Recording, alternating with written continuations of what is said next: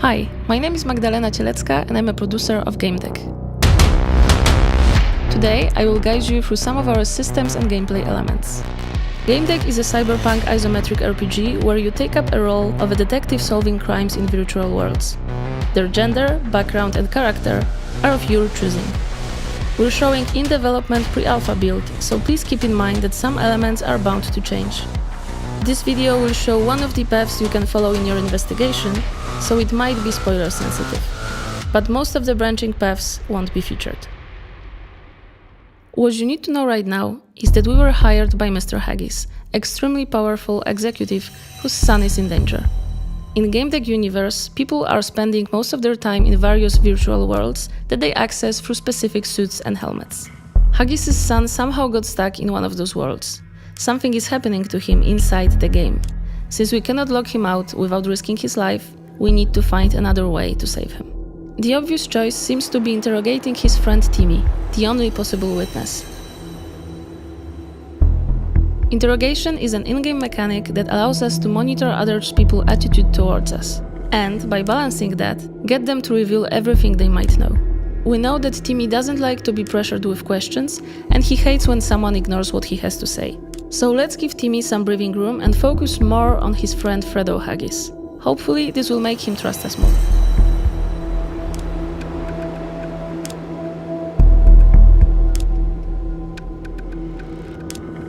And he snaps. So now we know that the boys didn't play in the virtualium they were supposed to. They went for Twisted and Perverted, which is as bad as it sounds. We can now use the deduction system. It allows us to look through all the info we've gathered, which unlocks different possible deductions. And then, choose one that seems most probable for us. Since I skipped most of the interactions in the office, we don't have much context, but what we know right now leads us to the Twisted and Perverted world, which will be our next step. Here we are in Twisted and Perverted, which is about sex, killing, and everlasting night. The fact that Fredo decided to come here doesn't really bode well. This is an exclusively adult game, and even though everyone is consenting to everything, it can get pretty intense. We don't really know where Fredo might be, so let's just chat up to this dangerously looking stranger and get some info. This is Umbra, and as you can probably see, she is taking the whole being in character thing very seriously. And what she has planned for us seems shady as hell, but what's the worst that could happen? Twisted and Perverted has safety measures that should respawn us after death. The main goal of this interaction is to get Umbra as interested in us as humanly possible. Since she likes tough guys who talk big, this is probably the best approach to get her interested.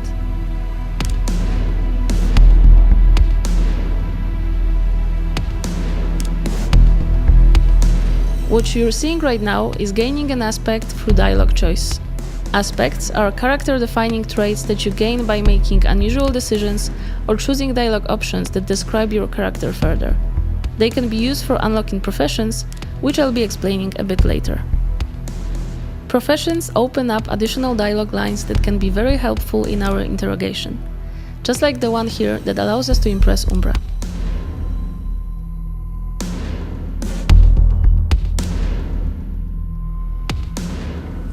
We got her talking, and maybe now we'll get some info about Fredo's whereabouts. Seems he's somewhere inside the old theater.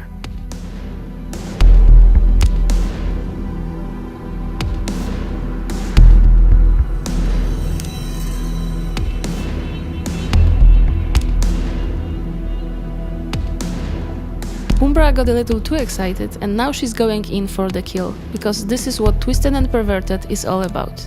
Of course, we can allow her to do that, since losing points in this game doesn't really bother us. But we can also try and break her streak since we're at it. Umbra took her chance and failed, but we are still in fight to the death with her. And although I don't care about points in Twisted and Perverted and I'm not really into her game, I won't give her the satisfaction. We now know where Fredo is, so it is a great time to leave this alley.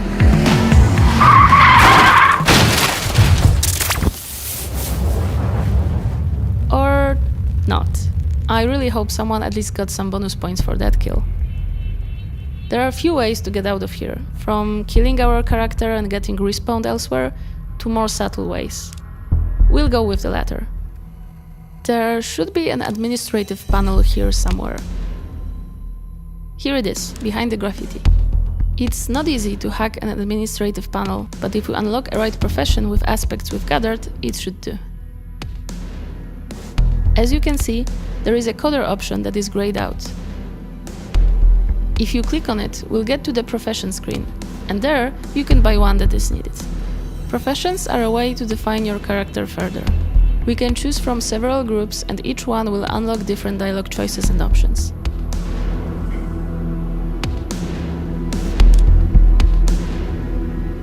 Just like that, we can now despawn the car and get out of the alley. There are more things going on here, but since we want to focus on the case, we'll just leave. Now we could get into the theater. This definitely doesn't look good, and Fredo seems to be more of a disturbed teenage pervert than anything else. But let's make sure this is what's actually going on.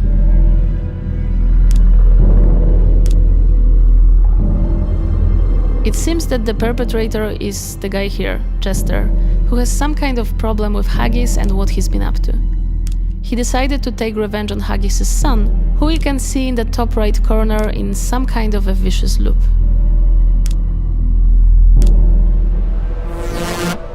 Okay, so something definitely strange is happening in this theater. We've been teleported to the entrance and Jester is gone. So let's chat up to this patron and get to know what's going on. The dialogue with the guy seems really strange, and after a few loops we still cannot control our character or change the flow of the dialogue. It seems Jester had an ace up his sleeve and managed to trap us in a loop, like he did with Fredo.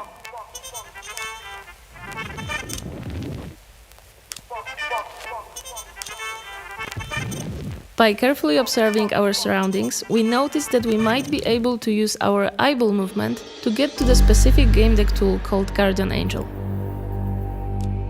Thanks to it, we will be able to use administrative mode to see what is actually happening here. By analyzing objects in the theater, we are gathering info for our deductions.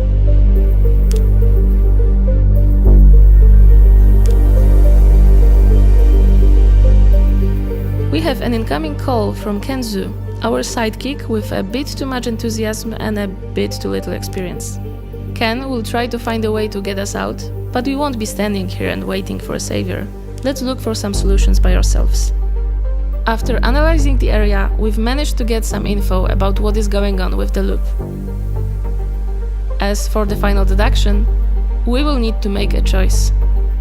What you should remember is that usually you won't be able to unlock each and every information. It really depends on the way we will be playing the case. If we play as a ruthless mercenary, overloading the woman and just getting the kid out of here is the way to go. We could decide to ignore our employer and just overload his son because, well, look what the hell he is doing here. Fortunately, our previous deductions unlocked another option, and that is to try to break the loop by duplicating elements.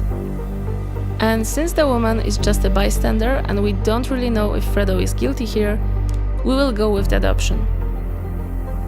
Let's try with chairs. And finally, the loop is broken. Let's get Fredo out of there and go home. Or not, since Jester is one step ahead of us. By now you probably forgot about Ken, but surprisingly, he managed to come up with a plan. I'll probably regret that, but let's trust him.